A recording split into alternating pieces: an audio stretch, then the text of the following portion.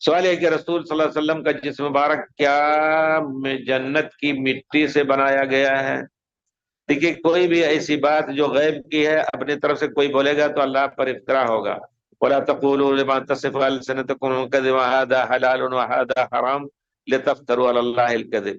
یقیناً میں زندگی بھر الحمدللہ کوشش تو یہ کوئی ضروری نہیں کہ ہم نے استیعاب کر لیا ہے پورا احاطہ، لیکن یہ کہ زندگی بھر قرآن اور حدیث پڑھا ہے، اس میں اونچی سے اونچی ڈگری لے کر کے الحمدللہ پروفیسری کے بعد ریٹائر بھی ہوا الحمدللہ ابھی اس وقت۔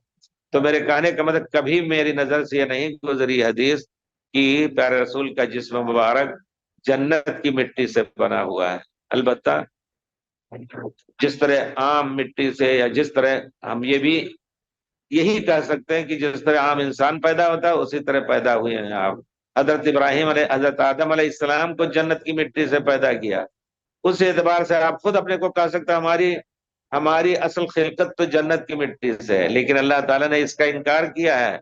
ثم جعل نسلہ من سلالۃ من ماء مہین، مٹی سے پیدا کیا آدم کو، پھر ان کی نسل کو پانی کے قطرے سے چلایا، تو وہ مٹی ہی اصل ہے۔ لیکن یہ کہنا کہ جنت کی مٹی ہر ایک کی ہے، یہ بھی غلط ہو جائے گا۔